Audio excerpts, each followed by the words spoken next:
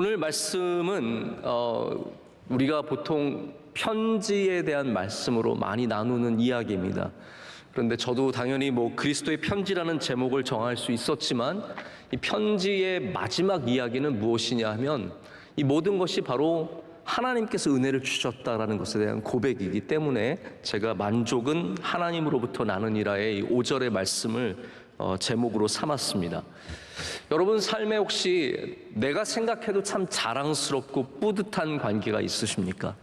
어렸을 때 친구였는데 이제 아주 잘 돼서 나 저 사람 알아요 라고 말하는 것이 뿌듯하고, 내가 선생님인데 내가 길러낸 제자들이 뿌듯하고, 아마 우리 명성교회에서 교회학교 섬기시는 분들은 우리 청년들을 만나면서 뿌듯하실 때가 있으실 것 같습니다. 우리 내가 가르쳤던 청년이 잘 자라서 교회 집사가 되고 가정을 이루고 여전히 하나님 앞에 충성하는 모습을 보시면서 굉장히 감격스럽고 감동스러울 때가 있으실 것 같습니다. 저도 2011년에 명성교회에 다시 와서 제가 참 여기서 주례를 많이 했습니다. 그때 우리 청년들이 참 많았고요. 결혼을 많이 하다 보니까 1년에 100번까지도 제가 주례를 했던 것 같습니다. 이렇게 많은 청년들이 물론 다 우리 교회에 남아있는 건 아니지만 그 남아있는 가정들, 가끔 교회학교에서 결혼한 다음에 여전히 교사로서 섬기는 모습들 보고, 여선교회에서 이렇게 섬기는 모습 보면 굉장히 뿌듯하고 자랑스럽고 감사한 마음이 있습니다. 바울은 지금 이 편지에 대한 이야기를 바로 고린도 교회를 바라보면서 이야기하고 있습니다. 바울은 스스로 자천하는 사람, 내가 이런 사람입니다, 내가 훌륭한 사람이고 내가 능력 있는 사람이고 내가 지혜가 있고 명철이 있고 하나님 말씀을 잘 알고 내가 전하는 것은 진리입니다, 이렇게 말하는 것이 아니라, 자 보십시오, 당신들이 바로 나를 증거하는 편지입니다. 내가 어떠한 목회자인지, 내가 어떠한 주님의 종인지를 알려주는 사람이 바로 고린도 교회 당신입니다 라고 얘기하는 부분이 바로 너희는 편지라 라고 말하는 부분입니다. 자, 이번에 비행기를 타면서 잠깐 시간이 이렇게 오래 걸리는 비행기다 보니까 이제 한 번은 영화를 찾아서 보게 되었는데, 비너스 윌리엄스, 세레나 윌리엄스라고 하는 유명한 흑인 테니스 선수 자매가 있습니다. 혹시 아십니까?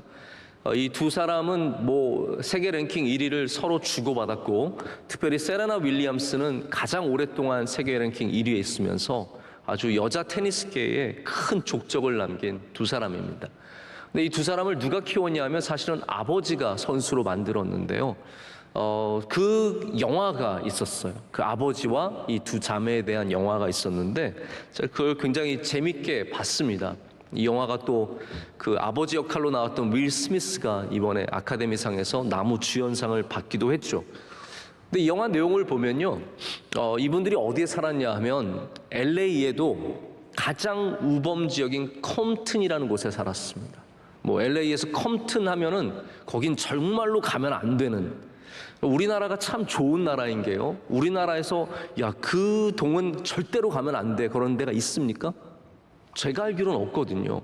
거기 가면 큰일 난다? 그런 거 없거든요. 그러나 미국에는 그 도시, 어떤 동네, 거기 가면 큰일 난다라고 하는 곳이 있는데 그 중에 하나가 바로 이 컴튼입니다.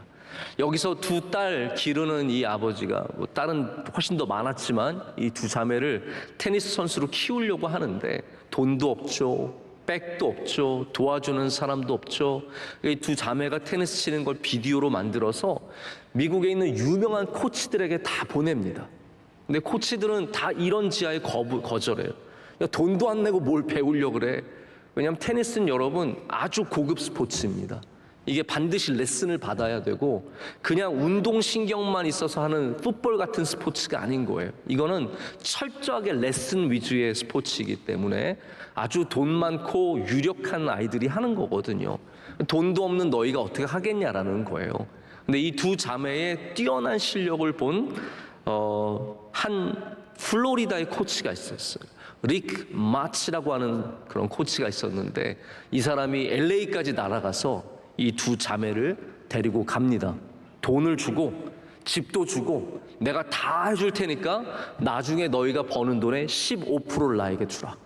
이거 완전 도박이나 마찬가지거든요. 몇백만 불을 들여서 훈련을 시켜주는데 나중에 돈 하나도 못 벌면 걷는 거 하나도 없는 거거든요. 그런데 거기에 딱 자기 눈을 믿고 이 두 자매를 데려갑니다. 그리고 플로리다에서 열심히 훈련을 하고 나중에는 이 자매가 이제 시합에 나가는 걸로 끝나는데, 실제로 아마 이 릭 마치는요, 이 두 선수를 길러낸 것만으로도 정말 수백만 불에 해당하는 금액을 뽑아냄고도 남았을 것입니다. 어마어마한 부자가 됐겠죠. 여러분, 릭 마치라는 코치를 여러분이 모르시겠지만, 릭 마치라는 사람이 나중에 가서 뭐라 그러겠습니까? 아, 비너스랑 셀레나 내가 키웠어 라고 하면 그게 명함인 겁니다. 어디 가서든 비너스 윌리엄스, 세레나 윌리엄스 내가 코치했어, 그 한마디만 하면 모든 전 세계 테니스인들이 릭 마치를 우러러 보게 되고 존경하게 되고 위대하게 바라보게 되겠죠. 여러분, 코치와 감독은 자신이 맡은 팀과 선수로 자기가 증거되는 겁니다. 내가 뛰어난 감독인지를 어떻게 알 수 있습니까? 자기가 아무리 떠벌리고 자랑해도 그거는 증거가 될 수 없습니다.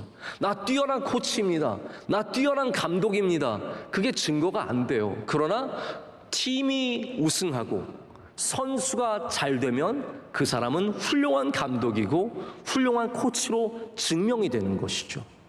여러분, 목회자도 마찬가지입니다. 목회자가 나 설교 잘해요, 자기가 그런 말하는 사람 우선 여러분 경계해야 합니다. 제가 그런 말을 가끔 하는데 여러분 경계하셔야 됩니다. 자기가 자기 설교 잘한다, 나는 좋은 목회자다라고 말하는 것은 이미 이상한 거예요. 목회자가 자기를 증거하는 것은 무엇입니까? 교회로 증거하는 거예요. 교회가 은혜가 있느냐? 교회가 화목하느냐? 교회가 욕심과 욕망과 서로 경쟁의 그러한 문화인가? 아니면 정말 예수 그리스도 복음 중심의 문화인가? 그거로서 목회자가 자기가 증명이 되겠죠.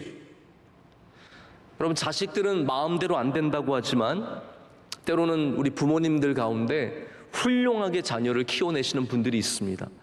뭐 정경화, 정명훈 이런 자녀들을 길러내신 그 어머니는 얼마나 유명한 분이세요. 그분은 책도 쓰셨고 어디에 가서도 많이 이렇게 방송에도 나오시지 않았습니까? 늘 존경의 대상이 되는 것은 자녀들이 그 어머니를 추천하는 편지가 되었기 때문입니다.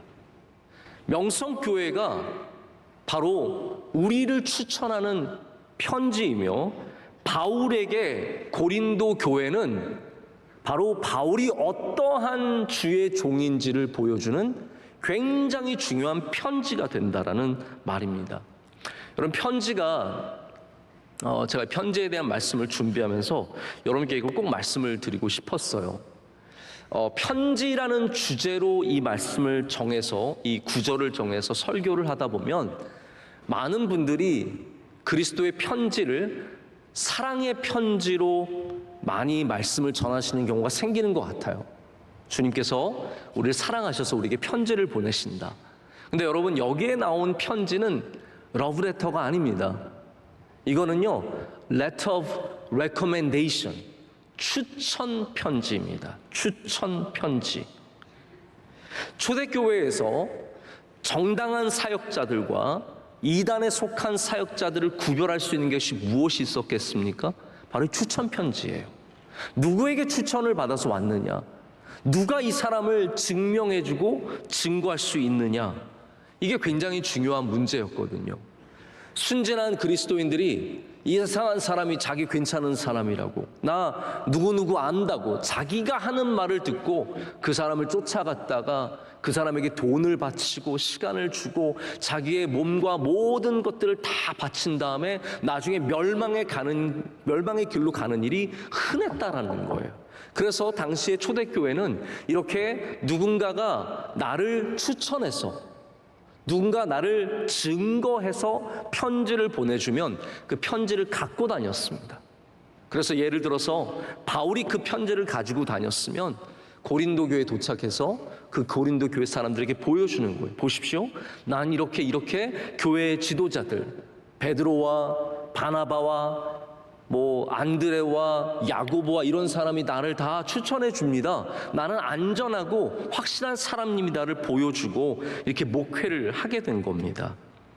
바로 그 편지에 대한 이야기를 오늘 바울은 쓰고 있습니다. 자, 바울은 먼저 편지의 위력을 아는 사람입니다. 그래서 이 편지에 대해서 중요하게 다루고 있습니다. 왜 편지의 위력을 알았느냐 하면요, 여러분, 바울이 처음에 회심했다라고 나왔을 때 누가 바울을 믿어줬습니까? 아무도 바울을 믿을 수가 없었습니다. 바울은 어떠한 사람이었습니까? 사도행전 7장에서 스데반을 바로 순교시키는 그 가장 참혹한 일을 감당한 사람이 바로 바울이 아니겠습니까?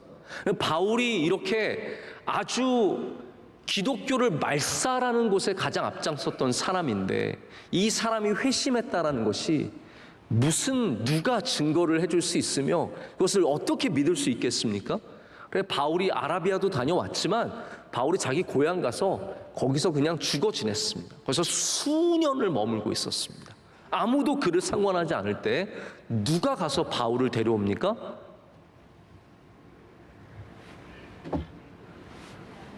한 사람이라도 뭐 말을 해주시면 제가 하려고 했는데, 맞습니다. 왜 그렇게 두려워하세요, 뭐를?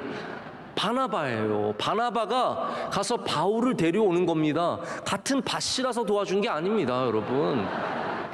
바나바가 뭔가를 알았죠. 확실한 것을 알았기 때문에 가서 사울을 데리고 와서 이 교회 지도자들에게 소개를 합니다.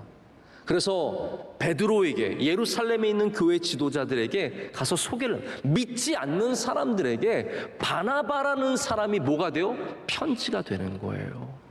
내가 이 사람을 증명합니다. 내가 이 사람을 확신합니다. 내가 이 사람을 추천합니다. 이것이 되어서, 그래서 바울이 사실은 나중에 안디옥 교회에 가서 지도자가 되고, 그리고 안디옥 교회에서 안수를 받아서 선교 여행을 떠나가게 되는 겁니다. 할렐루야. 그럼 바나바가 아니었으면 바울은 절대로, 자기 스스로의 힘만으로는 절대로 사역자가 될 수 없었습니다. 이 편지 한 장이 그렇게 중요했다라는 거예요.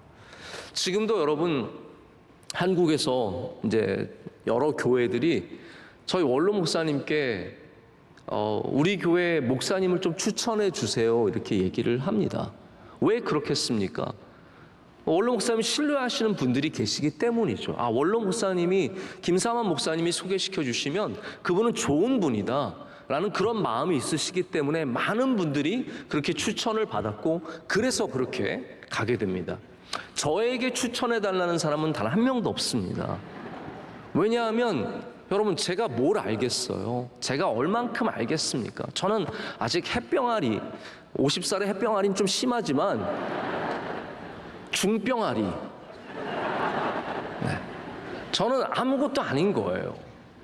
바나바와 같은 이 능력의 편지가 바울을 세우듯이, 바울은 지금 그 편지의 능력을 알기 때문에 뭐라고 말하냐면요, 나는 나를 자천하지 않겠다라고 말합니다. 1절 말씀 보십시오. 이게 제일 부끄러운 거예요. 3장 1절 보면, 우리가 다시 자천하기를 시작하겠느냐, 셀프 레코멘드를 하겠냐라는 거예요. 내가 거기에 가장 합당한 사람입니다. 내가 가장 능력 있는 사람입니다. 어떻게 자천하겠냐라는 거예요. 우리가 어찌 어떤 사람처럼 추천서를 너에게 붙이거나 혹은 너에게 받거나 할 필요가 있느냐라고 말하면서, 저를 보십시오. 바울은 자천하는 것을 거부합니다. 다시 말해서 바울은 자기를 드러내거나 자랑하거나 내가 얼만큼 잘하고 얼마나 많은 업적을 이루고 이런 것은 절대로 말하지 않겠다라는 말입니다. 대신에 바울이 여기에 말하는 것이 있습니다.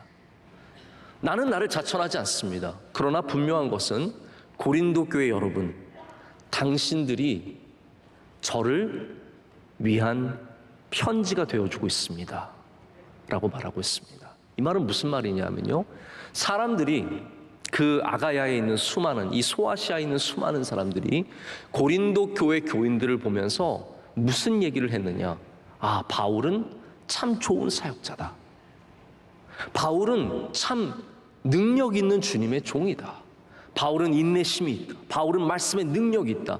이 모든 것을 누구를 통해서 본다고요? 고린도 교회 교인들을 통해서 보는 거예요. 그래서 너희가 바로 편지다.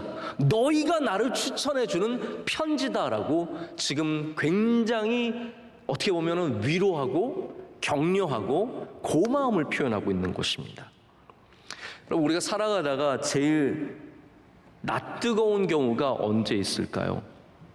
저는 그런 것 같아요. 이렇게 대화하다가 제일 낯뜨거울 때가 누군가가 자화자찬할 때, 이게 참 함께 말을 들으면서도 낯이 뜨거워지는 경험을 합니다.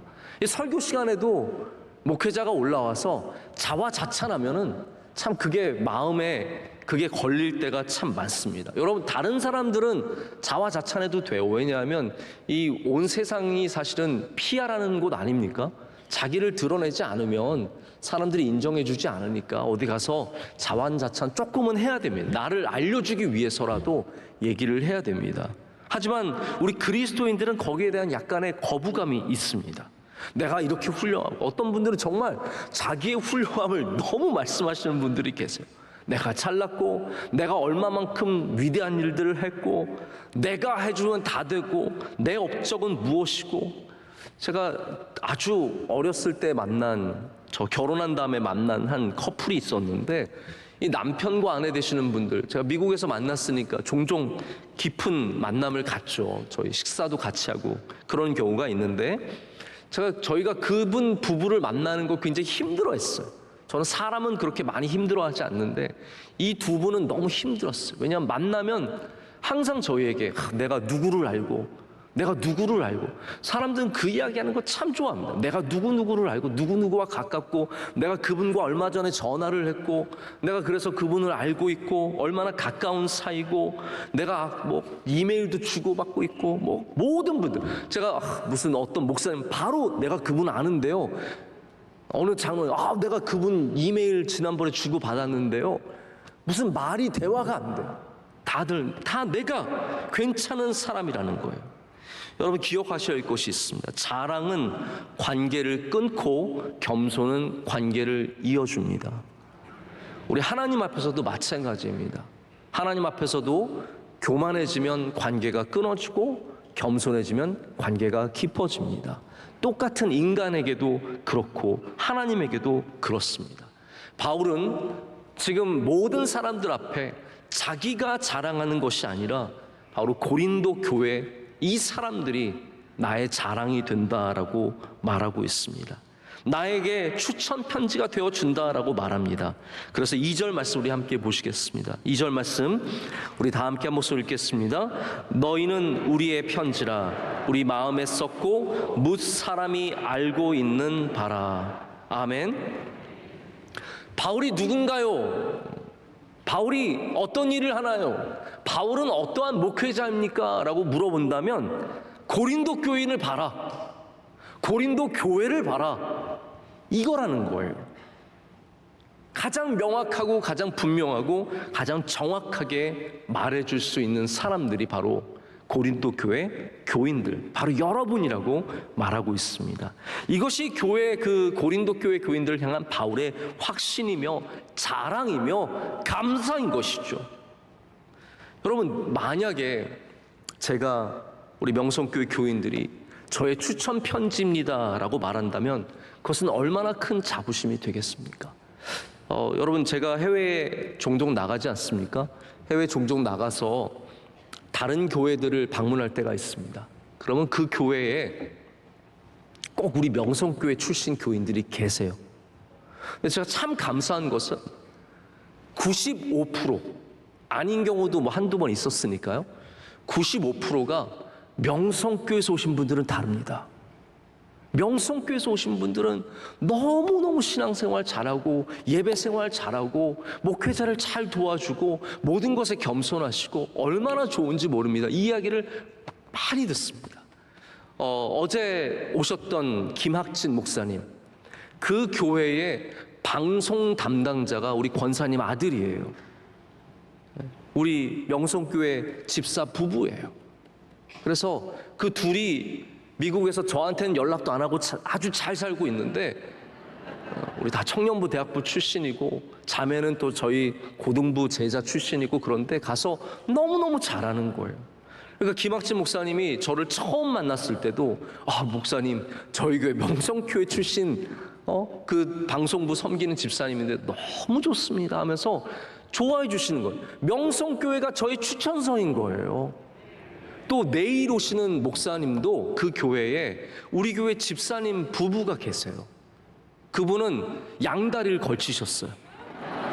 그래서 우리 교회에 한국에 계실 때는 우리 교회 나오시고 미국에 있을 때는 그 교회를 나가시는데 그 교회를 얼마나 잘 섬기시는지 미국에서도 새벽 예배 꼭 나가서 예배 드리고 주일 예배 잘 지키고 목사님께 가서 잘하고 그러니까 목사님이 자꾸 뺏어가려고 그래요.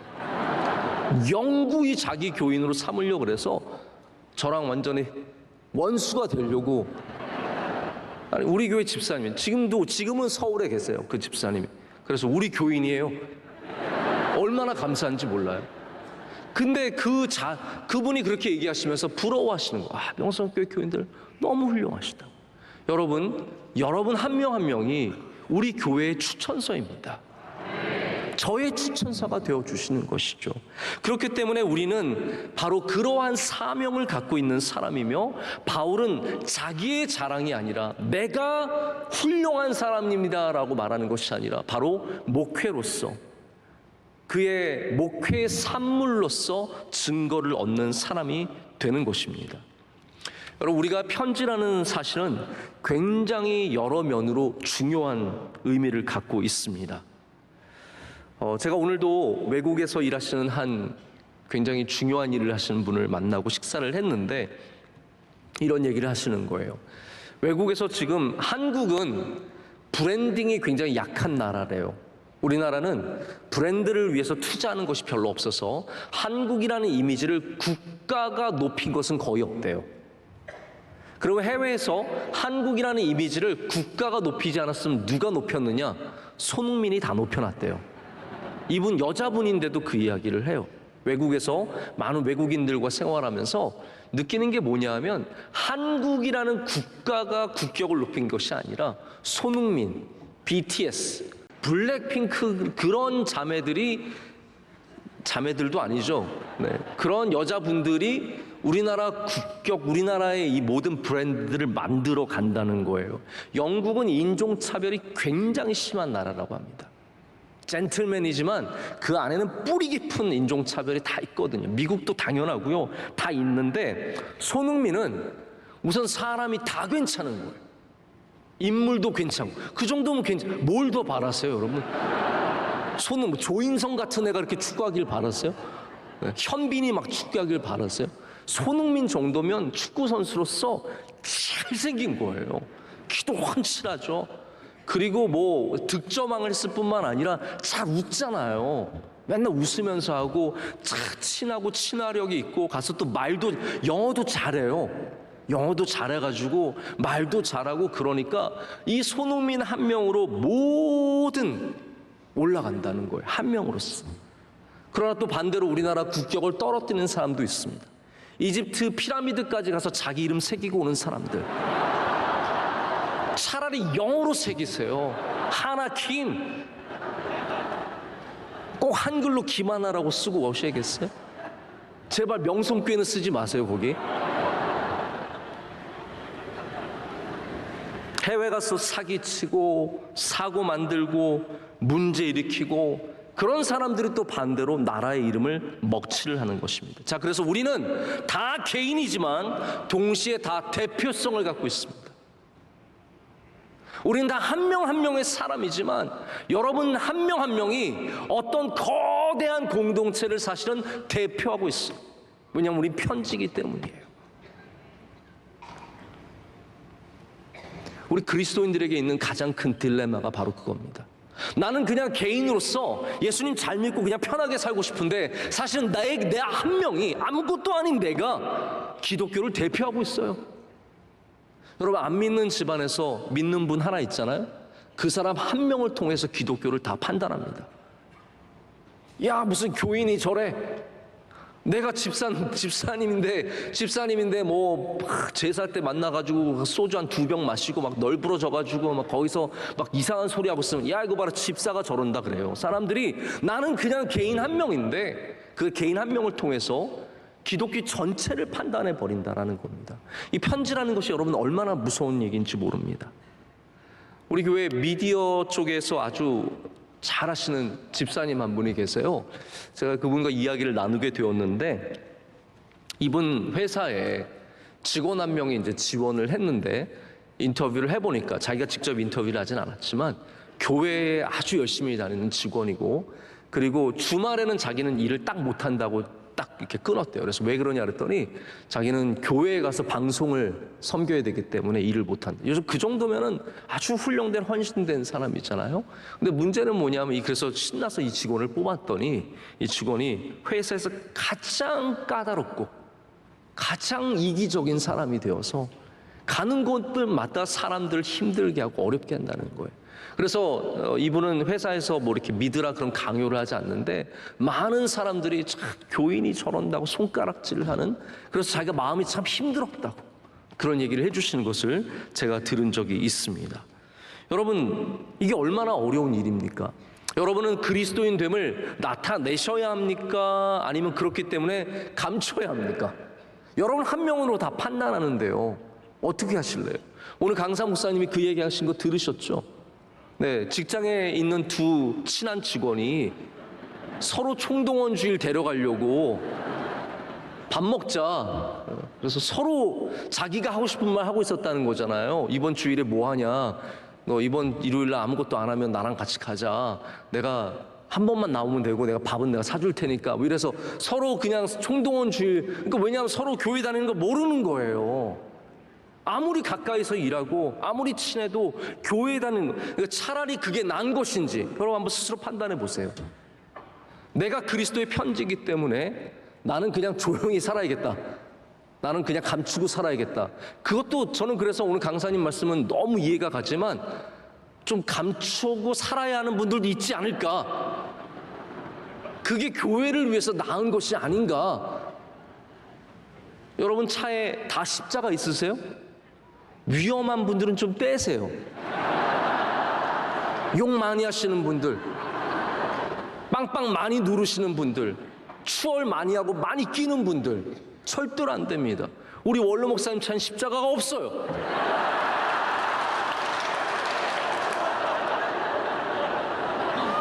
급하게 들어가야 될 때가 있고 그거 뒤에 명성교회 뭐 원로 목사님 차 이렇게 써놔 봐요.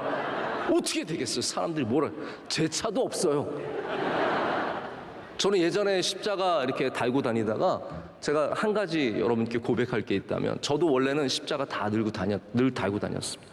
그러나 저는 죄를 지을 땐 십자가를 잡습니다. 이렇게 딱 전혀 안 보이게 딱 잡고 한참 지난 다음에 이렇게 풀어주면 하나님의 영광을 가리지 않기 위해서.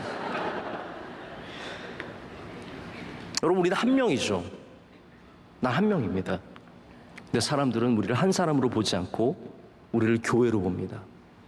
우리를 그리스도 제자 모두를 우리 안에서 봅니다. 기독교 전체를 우리 안에서 봅니다. 그것이 우리의 딜레마입니다. 내가 직장에서 그리스도인 것을 나타낼 것인가 말 것인가, 우리 집에 교패를 붙일 것인가 말 것인가, 차에 십자가를 달 것인가 말 것인가. 여러분, 저는 여러분이 어떠한 판단을 내리시든 오늘 말씀을 통해서 이것을 꼭 붙잡으셨으면 좋겠습니다. 우리는 그리스도의 편지입니다. 나를 통해서 세상이 그리스도를 보게 됩니다. 나를 통해서 세상이 교회가 무엇인지를 보게 됩니다. 그렇기 때문에 우리는 그것을 기억하는 삶을 살아야 합니다. 아무것도 안 하는 것이 편한 수도 있습니다. 그냥 드러내지 않고. 저도 그랬던 적이 있습니다. 대학교 들어갈 때 나도 제발 내가 새롭게 들어가는 이 대학에서는 아무도 내가 그리스도인인지 모르고 내가 목사 아들인지 제발 아무도 몰랐으면 좋겠다. 근데 여러분, 그것이 과연 편한 삶일까요? 아닙니다. 하나님은 때로는 우리가 드러내는 것을 훨씬 더 기뻐하십니다. 부족할지라도, 연약할지라도 우리의 삶을 드러내면 하나님께서 거기에 믿음을 더해 주시고 여러분으로 하나님을 영광을 나타내는 사람들로 길러 주실 줄로 믿습니다. 더욱더 중요한 것은 우리가 그리스도께서 쓰신 편지라는 사실입니다. 3절 말씀을 한번 보시죠. 3절 말씀도 다 함께 읽겠습니다. 너희는 우리로 말미암아 나타난 그리스도의 편지니 이는 먹으로 쓴 것이 아니요 오직 살아계신 하나님의 영으로 쓴 것이며 또 돌판에 쓴 것이 아니요 오직 육의 마음판에 쓴 것이니라. 아멘. 이 편지는 사람이 쓴 편지가 아닙니다. 자, 보십시오. 이것도 바울이 굉장히 중요하게 여기는 부분인데요. 바울이 너희는 편지다라고 말했지만 내가 너희를 썼다고 말하는 게 아니에요. 그리스도께서 너희를 쓰셨다라고 하는 겁니다. 다시 말해서 이 고린도 교인들이 변화한 거, 여러분 고린도 교회에 바울이 세웠습니다. 그래서 이 고린도 교회 처음의 사람들, 우상 숭배자들, 그리고 세상의 모든 문화에 타락한 문화에 빠졌던 사람들이 복음으로 말미암아 삶이 변했어요. 그래서 너는 편지다라고 말하지만 그 변함조차도 바울이 한 것이 아니라 그리스도께서 하셨다라는 거예요. 그것을 바울의 능력으로 한 것이 아니라 하나님의 영이 해주셨다라는 겁니다. 먹으로 쓰는, 금방 지워지는 것이 아니라 우리에게 영원히 새겨지는, 이 마음판에 새겨지는 것으로 써주셨다라는 말입니다. 여러분, 바울이 얼마나 훌륭한 종입니까? 그러나 바울은 절대로 하나님의 영광을 빼앗으려고 하지 않습니다. 그가 갖고 있는 모든 자랑, 고린도 교회가 그에게 자랑이 되었지만 그것조차도 하나님께서 쓰신 것이다 라고 여기 말을 하고 있습니다. 여러분, 하나님은 지금도 우리에게 글을 써주고 계십니다. 하나님은 지금도 우리의 마음판에 새겨주십니다. 하나님은 새기시는 분이십니다. 할렐루야. 하나님은 쓰시는 분이십니다. 하나님은 감동으로 지금도 하나님의 말씀을 이어가고 계신 분이시라는 거죠. 구약에는 하나님께서 돌판에 새겨서 주셨습니다. 바로 그것이에요. 돌판에 새겼어요. 그런데 이제는 돌판이 아니라 우리의 영에, 우리의 마음판에 새겨주신다라는 것이죠. 돌판은 사라졌습니다. 언약궤는 사라졌습니다. 모세가 받았던 그 2개의 돌판은 어디로 갔는지 모르게 되었어요. 그러나 우리의 마음판에 새겨주신 그리스도의 편지는 영원토록 살아있는 것이죠.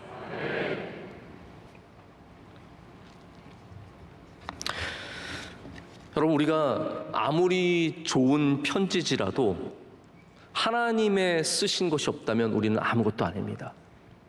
우리의 육체가 아무리 대단하고 아름답고 멋지고 그래도 이 안에 하나님의 필체가 없으면 우리는 아무것도 아닙니다. 그러나 반대로 우리가 아무리 부족한 사람일지라도 이 안에 하나님께서 글을 새겨주시면 그 사람은 가치 있는 인생이 되는 것이죠. 저희 아이들도 한국 위인 그런 책들을 많이 보는데 보다 보니까 이중섭 책이 있었어요. 그래서 저도 이중섭 책을 다시 한번 보게 되었는데, 이중섭 선생님은 은박지, 담뱃갑에다 그림을 참 많이 그렸대요. 300점을 그렸다고 합니다. 그 중에 최초의 몇 점이 미국의 모던 아트 뮤지엄, 이 현대 박물관에 들어가서 전시되어 있다고 합니다. 여러분, 은박지는 얼마나 값어치 없는, 담뱃갑에 있는 거 얼마나 그냥 구겨서 버리는 것들 아닙니까? 그러나 거기에 이중섭 선생님의 그림이 들어있으면요, 그거 저에게 갖다 주세요. 네, 버리지 마시고 저에게 갖다 주세요. 비교할 수 없는, 상상할 수 없는 가치를 갖는 것입니다. 여러분, 우리가 은박지든 버려지는 휴지이든 아무것도 아닌 존재의 같지만 우리 안에 그리스도의 편지, 하나님의 새겨주시는 말씀이 있으면, 하나님이 새겨주시는 은혜가 있으면 거기에는 복이 있고 능력이 있고 또한 발전하는 힘이 있는 줄로 믿습니다. 여러분, 다시 말씀드리지만 우리가 태어난 이 몸은 다 다릅니다. 근데 정말로 중요한 것이 무엇입니까? 이 우리 몸으로 사는 게 아니에요. 몸으로 사는 것 같지만 이 안에 새겨진 것으로 사는 겁니다. 오늘 여러분의 심장에 무엇이 새겨지느냐, 그게 중요한 문제입니다. 우리는 말씀을 읽을 때 새겨지는 은혜를 받습니다. 예배 올 때 하나님께서 여러분의 심령에 무엇인가를 새겨주십니다. 기도할 때 하나님께서 우리 가슴에 무엇인가를 새겨주십니다. 그것이 우리로 성장하게 하고 발전하게 하고 변화하게 하고 능력의 열매를 맺게 하는 것입니다. 이게 없으면 우리는 그냥 육체에 지나지 않습니다. 저는 여러분 오늘 이거에 대해서 좀 여러분이 꼭 마음을 두셨으면 좋겠어요. 오늘 내 마음에 주님께서 새겨주시는 무엇이 있는가? 여러분 그것이 많으시기를 축복합니다. 기도할 때 하나님께서 여러분에게 던져주시는 그 새김, 말씀을 읽을 때 내게 주시는 그 새겨짐, 찬양할 때 내 마음에 와닿는 그 새겨짐, 여러분 그게 진짜라는 거예요. 진짜 가치 있는 것들이라는 거예요. 여러분을 참 능력을 주고 변화시키고 하나님의 아름다운 창조물로 만들어주는 것이 이 단순한 육체가 아니라 우리 안에 있는 이 마음판이라는 거죠. 얼마나 귀합니까? 세상에 수많은 문자판들이 있었지만, 쐐기 문자판들이 수없이 바벨론에 있었지만 다 사라지고 얼마 남지 않았습니다. 여러분 그러나 우리 마음판에 새겨진 것은 영원토록 가는 것이죠. 우리 평생 갈 뿐만 아니라 하나님의 나라에서 영원토록 이어지게 될 줄로 믿습니다. 말씀을 정리하고 맺고자 합니다.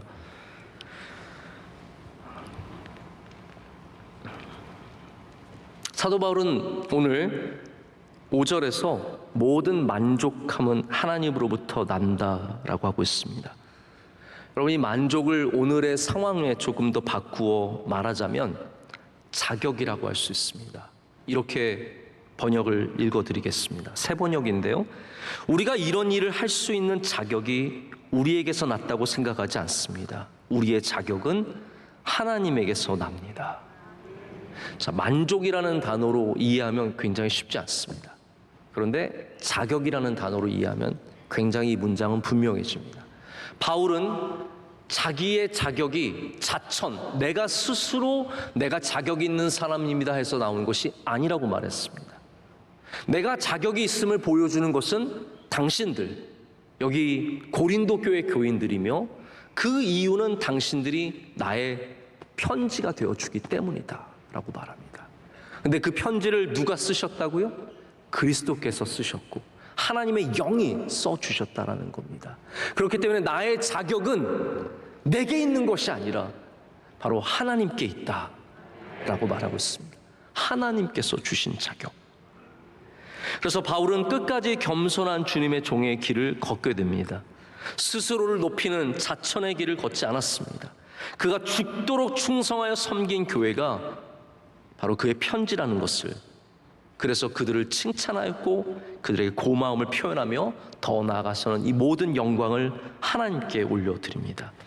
여러분 우리는 어떤 일을 만나든 이 자세를 놓치지 않기를 소망합니다. 겸손해야 합니다. 할렐루야. 겸손해야 합니다. 끝까지 겸손해야 합니다. 제가 어디 컨퍼런스를 가서 얘기를 들어보면 정말 가장 많이 도전받는 것 중에 하나가 리더십 컨퍼런스가 대부분 뭐 잘하고 아닙니까? 근데 저는 항상 이 겸손이라는 단어가 나올 때마다 다시 한번 제 귀를 더 기울이게 되는 것 같습니다. 여러분 모든 리더십에는 겸손이 있어야 합니다. 모든 리더십뿐만 아니라 팔로우십, 우리가 잘 따라가기 위해서도 겸손이 있어야 합니다. 모든 섬김에도 겸손이 있어야 합니다. 이 겸손 없이 우리는 자격을 가질 수 없습니다. 여러분의 자격이 있다면 그것은 잘한 것이 아니라 하나님 앞에 겸손한 것입니다. 우리가 주님께 쓰임받는 자격은 우리가 능력이 있어서가 아니라 내가 육신의 힘이 있어서가 아니라 바로 하나님께서 우리를 은혜 주시기 때문입니다. 겸손한 자에게 하나님께서 오늘도 은혜 주시고 여러분이 넉넉히 주님의 일을 감당하는 자격을 또한 허락해 주실 줄로 믿습니다.